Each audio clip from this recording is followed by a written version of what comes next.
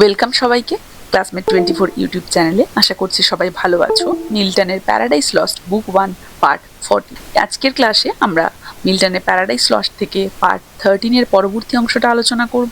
আশা করি পার্ট 13 পর্যন্ত সবাই ক্রনোলজিক্যালি প্রত্যেকটা অংশের ভিডিওগুলো দেখেছো। যদি না দেখে থাকো অবশ্যই আমার চ্যানেল থেকে সেই সমস্ত অংশের ভিডিওগুলি আগে দেখে নেবে, তাহলে তোমাদের আজকের এই পার্ট 13টা বুঝতে সুবিধা হবে। এই সিরিজে আমরা পিএসসি অ্যাসিস্ট্যান্ট টিচারের সিলেবাসের অন্তর্গত প্রত্যেকটি টেক্সট ইন ডিটেইল ডিসকাশন সহ ওয়ান লাইনার্স এবং প্রশ্ন উত্তরের পর্ব রাখছি, যেটা আশা করি তোমাদের পিএসসি অ্যাসিস্ট্যান্ট টিচারের প্রস্তুতিতে ভীষণ হেল্পফুল হবে।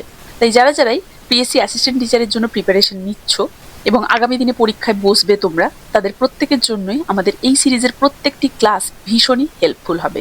তাই যারা আমার ক্লাসে নতুন বা আমার এই চ্যানেলে নতুন, কাইন্ডলি চ্যানেলটা সাবস্ক্রাইব করে নেবে এবং চ্যানেলটা ফলো করে নেবে, তাহলে পরবর্তী ক্লাসের নোটিফিকেশন তোমার কাছে সহজেই পৌঁছে যাবে। এবং ভিডিওটা ভালো লাগলে কাইন্ডলি একটা লাইক এবং একটা শেয়ার করে দেবে। আমাদের এই চ্যানেলে তোমরা পিএসসি অ্যাসিস্ট্যান্ট টিচার রিগার্ডিং সমস্ত গুরুত্বপূর্ণ নোটস, ওয়ান লাইনার্স এবং প্রশ্ন উত্তরের পিডিএফ পেয়ে যাচ্ছ, যেখানে আগামী এক্সাম ক্র্যাক করার জন্য থাকছে গুরুত্বপূর্ণ প্রত্যেকটি chapter based in detail notes, প্রশ্ন উত্তর এবং ওয়ান লাইনার্স। আশা করি আগামী পরীক্ষার কথা মাথায় রেখে বানানো এই সমস্ত নোটসগুলো আগামী পরীক্ষার ক্ষেত্রে তোমাদের ভীষণই হেল্পফুল হবে।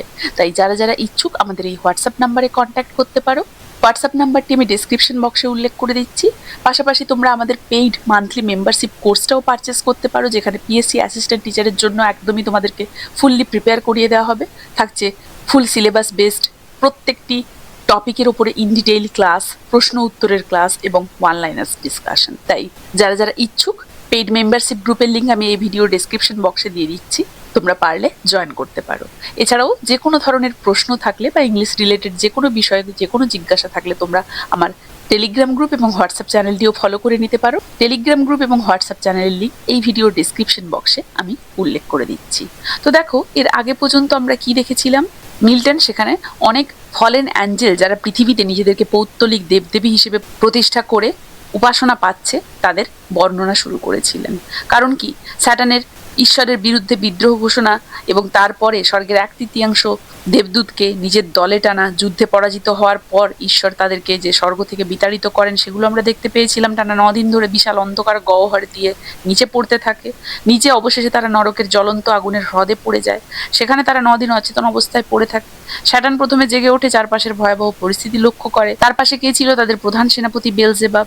স্যাটান এবং বেলজেবাব তাদের সেই বর্তমান শোচনীয় অবস্থা নিয়ে তখন আলোচনা করে এবং আলোচনা করে তারা দম্ভের সাথে ঘোষণা করে শরীর এবং স্থান পরিবর্তন হলেও তাদের মন হার মানবে। মানে নরকে রাজত্ব করা স্বর্গে দাসত্ব করার চেয়ে অনেক ভালো, দম্ভে রয়েছে এখনো।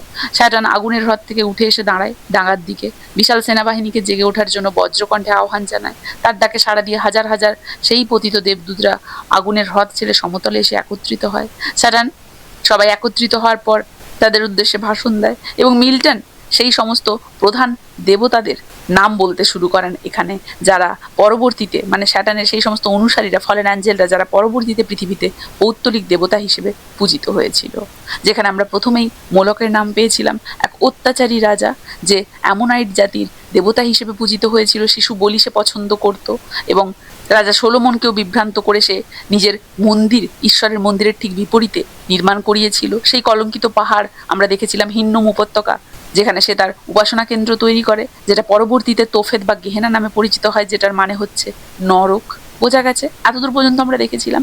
এর পরবর্তী অংশ থেকে আজকের ক্লাসে দেখব। আশা করছি আজকের পার্টটা আরো ইন্টারেস্টিং হতে চলেছে, তাই সবাই প্রথম থেকে শেষ পর্যন্ত ভালোভাবে টেক্সট রিডিংটা ফলো করবে। তো দেখো কি বলা হয়েছে। Next Chemos the obscene dread of Moab's sons from Aroer to Nebo and the wild of southmost Abarim in Hesebon and Horonaim, Sion's realm beyond the flowery dell of Sibma clad with vines. দেখো, কেমোস হচ্ছে মোয়াব জাতির দেবতা। এই যে মোয়াব বলা হয়েছে, মোয়াব জাতির দেবতা। অপশন মানে অশ্লীল, নোংরা, ড্রেড, ভয়ের বস্তু। মোয়াবশন, মোয়াব জাতি। এরপর কে আসছে? মানে প্রথমে তো মোলকের উদাহরণ দেওয়া হলো, তারপর কেমোসের কথা বলা হচ্ছে। এরপর আসছে কেমোস, মোয়াব জাতির কাছে এক ভয়ঙ্কর এবং অশ্লীল দেবতা। মিল্টন দেখাচ্ছেন কেমোস বা কেমোসের উপাসনা নৈতিকভাবে অধঃপতিত এবং ভয়ঙ্কর ছিল। আরোয়ার, নেবো, অ্যাবরিম, হেসবেওন, হেরোনাইম, এগুলো কি? প্রাচীন মোয়াবের স্থান। এর আগেও আমরা স্থানের উল্লেখ পেয়েছি মোলকের ক্ষেত্রে, এটা মোয়াবের ক্ষেত্রে। বা কেমোসের ক্ষেত্রে। তো কি বলা হচ্ছে, এরপর আসছে কেমোস, যে মোয়াব জাতিদের কাছে একটা অশ্লীল ভয়ের নাম ছিল। তার প্রভাব আরোরার থেকে নেবো এবং দক্ষিণ আব্রিম পর্যন্ত বিস্তৃত ছিল। হিব্রুন, হেরোনাইম, মানে যেগুলো সিয়ন রাজার রাজ্য, আঙ্গুর খেতে ঘেরা সেই সিবমা উপত্যকা এবং ইলিয়াল থেকে শুরু করে মৃত সাগর, যেটাকে আসফাল্টিক পুল বলা হচ্ছে, সেই সাগর পর্যন্ত তার অধিপত্য ছিল। আসফাল্টিক পুল মানে সেই ডেড সি, এখানে ইঙ্গিত করা হচ্ছে ডেড সি কে, মানে অরোরার থেকে নেবো আবারিম পর্বত পর্যন্ত, হেসবোন, হেরোনাইম সিহনের রাজা, সিবমার দ্রাক্ষাক্ষেত্র বা সেই মৃত সাগর পর্যন্ত এই কেমোসের উপাসনা কিন্তু ছড়িয়ে পড়েছিল। মিল্টন বাইবেলের প্রত্যেকটা স্থানের এখানে উল্লেখ করেছেন, আমরা দেখতে পাচ্ছি, এর আগেও দেখেছিলাম, এটাতেও দেখছি। এই যে দেবতার প্রভাব বিস্তৃত ছিল এত দূর পর্যন্ত, সেটাই তিনি বলতে চেয়েছেন। Peor his other name when he enticed Israel in Shittim on their march from Nile to do him wanton rites which cost them woe. পেওর মানে কেমোসের আরেক নাম। এন্টাইসড প্রলোভিত করেছিল। সিটিম মানে সিথিম হচ্ছে ইসরায়েলীয়দের সেই শিবির স্থল। আর ওয়ান্টন রাইটস মানে কামুক বা অশ্লীল আচার, ও মানে দুঃখ। পেওর নামেও পরিচিত এই দেবতা ইসরায়েলীয়দের সিথিমে প্রলোভিত করেছিল যখন তারা মিশর থেকে বেরিয়ে যাচ্ছিল এবং অশ্লীল আচার পালন করতে বাধ্য করেছিল, যার ফল ছিল ভয়াবহ। মানে এখানে বাইবেলের ঘটনা সেই বালপেওরের উপাসনায় ইসরায়েলীয়দের পতনের উল্লেখ করা হয়েছে। এই পাপে অনেকের কিন্তু মৃত্যু হয়েছিল। দেখো বাইবেলের 25 নম্বর অধ্যায় ইসরায়েলীয়দের সেই বালপিওর উপাসনায় লিপ্ত হওয়ার এবং তাদের পতনের একটা বিস্তারিত বর্ণনা দেওয়া রয়েছে। ইসরায়েলীয়রা যখন সিটেমে অবস্থান করছিল তখন তারা মোয়াবীয় নারীদের সাথে অবৈধ শারীরিক সম্পর্কে লিপ্ত হয়। এই নারীরা ইসরায়েলীয়দের তাদের দেবতা বালের যজ্ঞে আমন্ত্রণ জানায়। ইসরায়েলীয়রা সেই মূর্তির সামনে মাথা নত করে এবং উৎসর্গ করা খাবার তারা খায়। তারা সেই কনানীয় উর্বরতার দেবতা বালপিওরের সাথে যুগলবন্দি বা একাত্ম হয়ে পড়ে এবং এর ফলে ঈশ্বরের সাথে তাদের যে একটা মধ্যস্থতা বা চুক্তি হয়েছিল সেটা চরমভাবে লঙ্ঘিত হয়। এই মূর্তি পুজোর কারণে ঈশ্বর ইসরায়েলীয়দের ওপর ক্ষুব্ধ হন এবং একটা মারাত্মক মহামারী বা প্লেগ পাঠিয়ে দেন। এর ফলে মোট 24,000 ইসরায়েলীয় প্রাণ হারায়। এই মহামারীর চরম সময়ে জিম্মি নামক একজন ইসরায়েলীয় ব্যক্তি প্রকাশ্যে এক মিডিয় নারীকে নিজের তাঁবুতে নিয়ে আসে। ফলে হারনের পুত্র ফিনহাস অত্যন্ত ক্ষুব্ধ হন। তিনি একটি বর্ষা দিয়ে সেই পুরুষ এবং নারীকে বিদ্ধ করে হত্যা করেন। ফিনহাসের এই ধার্মিক সাহসী পদক্ষেপের ফলে ঈশ্বরের ক্রোধ প্রশমিত হয় এবং মহামারী বন্ধ হয়। এই ঘটনাটার উল্লেখই কিন্তু এখানে করা হয়েছে। তাই বলা হয়েছে যে পিওর নামে পরিচিত এই দেবতা ইসরায়েলীয়দের সিতিমে প্রলোভিত করেছিল, যারা মিশর থেকে বেরিয়ে যাচ্ছিল এবং অশ্লীল আচার পালন করতে বাধ্য করেছিল, যার ফল ছিল ভয়াবহ। বোঝা গেছে? দেখো, yet thence his lustful orgies he enlarged even to that hill of scandal but the grove of Moloch homicide. লাস্টফুল অর্গিজ মানে কামুক উল্লাস, হিল অফ স্ক্যান্ডাল লজ্জার পাহাড় জেরুজালেমের নিকটবর্তী, মোলক হচ্ছে হোমিসাইড হত্যাকারী মোলক, এবং লাস্ট হার্ট বাই হেড কামনা ও ঘৃণা পাশাপাশি। তার কামুক উল্লাস জেরুজালেমের সেই লজ্জার পাহাড় পর্যন্ত ছড়িয়ে পড়ে, যেখানে মোলকের হত্যামূলক উপাসনা ছিল, সেখানে কামনা এবং ঘৃণা পাশাপাশি অবস্থান করত। মানে মিল্টন দেখাচ্ছেন কেমোস যে লালসা এবং মোলক যে হিংসা, এই যে দুজন দেবতা হিসেবে পূজিত হচ্ছে, একসাথে কাজ করছে তারা মানব জাতিকে ধ্বংস করার জন্য। এটাই মিল্টন এখানে দেখাতে চেয়েছেন। কারণ কি, এখানে বলা হয়েছে যে তার অন্য নাম ছিল পিওর, এবং যখন ইসরায়েলীয়রা মিশর থেকে আসছিল তখন সে তাদের সিতিম নামক স্থানে প্রলুব্ধ করে এবং কামুক ও নোংরা অত্যাচারে লিপ্ত করেছিল, যার ফলে তাদের অনেক দুঃখ সহ্য করতে হয়েছিল। মানে কি, বিপদগামী উপাসনা। এখানে বলা হয়েছে কিভাবে তাদের সেই পাপাচার এবং কুৎসিত উৎসবের মাধ্যমে পবিত্র রীতিনীতিকে তারা কলুষিত করেছিল। বিশেষ করে মোলক নামক দেবতার কথা উল্লেখ রয়েছে এখানে, যার প্ররোচনায় এমনকি প্রজ্ঞাবান রাজা সোলোমনও বিভ্রান্ত হয়েছিল। আর এখানে দেখো, ঈশ্বরের পবিত্র মন্দিরের কাছেই সে মিথ্যা দেবতার বেদি স্থাপন করেছিল। পরবর্তীতে রাজা যোশিয়া এই মিথ্যা উপাসকদের বিতাড়িত করে সেই জায়গাটাকে শুদ্ধ করেছিলেন। এই দেবদূতরা ইউফ্রেটিস নদী থেকে শুরু করে মিশর এবং সিরিয়ার সীমান্ত পর্যন্ত বিভিন্ন স্থানে বিভিন্ন নামে পরিচিত ছিল। পুরুষ দেবতাদের সাধারণ বালিম এবং স্ত্রী দেবতাদের আস্তারুত বলা হতো। মিল্টন এখানে বলেছেন যে দেবদূতরা বা এই আত্মারা মানুষের মতো সীমাবদ্ধ নয়, তারা চাইলে পুরুষ নারী যে কোনো রূপ ধারণ করতে পারে। তাদের শরীর বা সত্তা মানুষের হাড় বা মাংসের মতো ভঙ্গুর নয়, বরং অত্যন্ত সূক্ষ্ম আর বিশুদ্ধ। তারা চাইলে নিজেদের আকার বড় করতে পারে, ছোট করতে পারে, উজ্জ্বল হতে পারে, অন্ধকার রূপ ধারণ করতে পারে। এই অলৌকিক ক্ষমতার মাধ্যমেই তারা প্রেম এবং শত্রুতার পরিকল্পনা বাস্তবায়ন করতে পারে। তাহলে এখানে সেগুলোই বলা হয়েছে। এই যে বলা হচ্ছে ইয়েট থেন্স, তবুও সেখান থেকে সে মানে কি, কেমোস, তাই না, তার কামুক এবং পাপাচারী উৎসবগুলো আরো বিস্তার করলো সেই কলঙ্কিত পাহাড় পর্যন্ত, যেখানে সেই নরহত্যাকারী মেলোকের উপাসনালয় ছিল, যেখানে সেই কামনা, লালসা আর ঘৃণা মিলেমিশে এক হয়ে গিয়েছিল, সেখান পর্যন্ত। Till good Joseph drove them hence to hell. দেখো, যতক্ষণ না পুণ্যবান রাজা জোসিয়া হোক তাদের সেখান থেকে বিতাড়িত করে নরকে পাঠিয়ে দিয়েছিল। জোসিয়াকে ইহুদিদের একটা ধার্মিক রাজা, সেখান থেকে তাদেরকে বিতাড়িত করে দিয়েছিল। মানে অবশেষে সৎ রাজা জোসিয়া তাদের এই যে মূর্তি পুজোকে ধ্বংস করে নরকে পাঠায়। জোসিয়া জেরুজালেম থেকে মূর্তি পুজো দূর করে দিয়েছিলেন। মিল্টন এখানে নৈতিক জয়ের প্রতীক দেখাচ্ছেন। অবশেষে সত্য, ধর্ম মিথ্যাকে পরাজিত করে দিয়েছিল, সেটাই বলা হচ্ছে। তাহলে কেমোস পতিত দেবদূত, তাই না, তার উপাসনাকে অশ্লীল এবং নৈতিক অধঃপতনের প্রতীক বলা হয়েছে। এখানে বাইবেলের ঘটনার উল্লেখ করা হচ্ছে। সিথিম, বালপিওর, জোসিয়ার কথা বলা হয়েছে। এখানে লালসা এবং হিংসা, মানে কেমোস, মেলোক বা মোলক একত্রে মানব সমাজকে কলুষিত করে দিয়েছিল, সেটাই দেখিয়েছেন। মোলক হচ্ছে হিংসা আর নিষ্ঠুরতার প্রতীক, কেমোস হচ্ছে লালসা এবং নৈতিক পতনের প্রতীক। With this came they who from the bordering flood of old Euphrates to the brook that parts Egypt from Syrian ground had general names of Balim and Astaroth. Those male, these feminine. দেখো, Euphrates প্রাচীন সেই মেসোপটেমিয়ার নদী। Brook that parts Egypt from Syrian ground, মিশর এবং সিরিয়ার সীমান্তবর্তী নদী।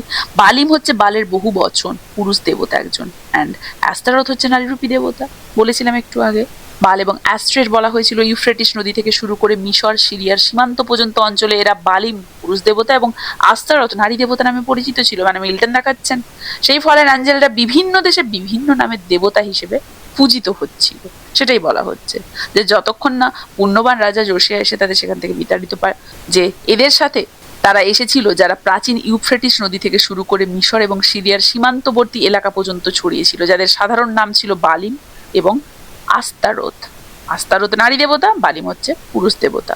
For spirits when they please can either sex assume or both, so soft and uncompounded is their essence pure, not tied or manacled with joint or limb, nor founded on the brittle strength of bones, like Camborous flesh, but in what shape they choose, dilated or condensed, bright or obscure, can execute their airy purposes and works of love or enmity fulfill. বলা হচ্ছে কারণ এই আত্মারা বা দেবদূতরা চাইলে যে কোনো সময় পুরুষ বা নারী উভয় রূপই ধারণ করতে পারে, কারণ তাদের সত্তা অত্যন্ত সূক্ষ্ম, বিশুদ্ধ, কোনো জটিল উপাদানে গঠিত নয়। তারা মানুষের মতো হাড়ের ভঙ্গুর শক্তি ও মাংসের ভারী শরীরের উপর নির্ভরশীল নয়, আর না তারা কোনো অঙ্গ প্রত্যঙ্গ বা জয়েন্টের মাধ্যমে আবদ্ধ, বরং তারা তাদের পছন্দ মতো যে কোনো রূপ নিতে পারে। তারা চাইলে প্রসারিত হতে পারে, সংকুচিত হতে পারে, উজ্জ্বল হয়ে যেতে পারে, অন্ধকারাচ্ছন্ন হতে পারে। এভাবেই তারা তাদের সেই অতি প্রাকৃত সুপারন্যাচুরাল পরিকল্পনাগুলোকে ভালোবাসা এবং শত্রুতার কাজগুলো করার জন্য ইউজ করে। মানে সেগুলোকে ইউজ করে বা সেই অতিপ্রাকৃত পরিকল্পনাগুলো এবং ভালোবাসা বা শত্রুতার কাজগুলো তারা সম্পাদন করে এভাবেই। স্পিরিট মানে আত্মা, অ্যাজিউম ধারণ করা, এসেন্স সত্তা, আনকম্পাউন্ডেড অবিভাজ্য। ম্যানাকল্ড মানে শিকলবদ্ধ, জয়েন্ট অর লিম অঙ্গ প্রত্যঙ্গ, ব্রিটল বোনস মানে কি ভঙ্গুর হাড়, আর কাম্বারাস ফ্লেশ মানে ভারী মানব দেহ। তারা অঙ্গ প্রত্যঙ্গ বা হাড়ের সীমাবদ্ধতায় বাধা নয়, তারা আত্মিক স্বাধীন সত্তা, রূপান্তরশীল। তারা মানব দেহের মতো তারা সীমাবদ্ধ নয়, মানুষের মতো তাদের দেহ ভারী নয়। ডেলিয়েটেড মানে প্রসারিত, কন্ডেসেন্ট মানে সংকুচিত, ব্রাইট অর অবসিকিউর উজ্জ্বল বা অন্ধকার, আর এইরি পারপাসেস মানে আকাশীয় উদ্দেশ্য। তারা ইচ্ছা মতো রূপ প্রসারিত করতে পারে, সংকুচিত হতে পারে, উজ্জ্বল বা অন্ধকার করতে পারে, তাদের উদ্দেশ্য পূরণ করতে পারে। এখানে মিল্টন সেই পতিত দেবদূতদের ক্ষমতা বা চাতুর্যের কথা বলেছেন। For those the race of Israel of forsook their living strength and unfrequented left his righteous altar, bowing lowly down to bestial gods, for which their heads as low, bowed down in battle, sunk before the spear of despicable foes. দেখো, race of Israel ইসরায়েলীয় জাতি, living strength জীবন্ত শক্তি, বেস্টিয়াল gods পশু সদৃশ দেবতা, আর despicable ফোজ, শত্রু মানে ঘিন্ন শত্রু। এই দেবতাদের জন্য ইসরায়েলীয়রা তাদের জীবন্ত শক্তি ত্যাগ করেছিল এবং পবিত্র বেদী উপেক্ষা করে পশু সদৃশ দেবতার সামনে নতজানু হয়েছে। এর ফলে যুদ্ধে তারা অপমানজনকভাবে শত্রুর কাছে পরাজিত হয়। মানে যখন মানুষ সত্য ঈশ্বরকে ত্যাগ করে দেয় এবং মূর্তি পুজোয় লিপ্ত হয়, তখন তাদের এই যে পতন, এটা তো অবশ্যম্ভাবী, কেউ ঠেকাতে পারবে না, তাই না? বলা হচ্ছে এই যে মিথ্যার দেবতাদের মোহে পড়ে ইসরায়েলীয় জাতি প্রায় তাদের প্রকৃত শক্তি অর্থাৎ ঈশ্বরকে ত্যাগ করত এবং ঈশ্বরের বেদিকে পরিত্যক্ত অবস্থায় ফেলে রাখত। মানে এই অংশে কবি বর্ণনা করেছেন কিভাবে ইসরায়েলীয় জাতি তাদের প্রকৃত শক্তি বা রক্ষাকর্তা ঈশ্বরকে ত্যাগ করে পৌত্তলিক দেবতাদের দিকে ঝুঁকে পড়েছিল। ইসরায়েলীয়রা ঈশ্বরের পবিত্র বেদিকে পরিত্যক্ত রেখে পশুরূপী নিকৃষ্ট দেবতাদের সামনে নতজানু হতো। পাপের শাস্তি হিসেবে তারা যুদ্ধে পরাজিত হতো ফলে এবং শত্রুদের কাছেও পর্যদুস্ত হতো বা হেরে যেত।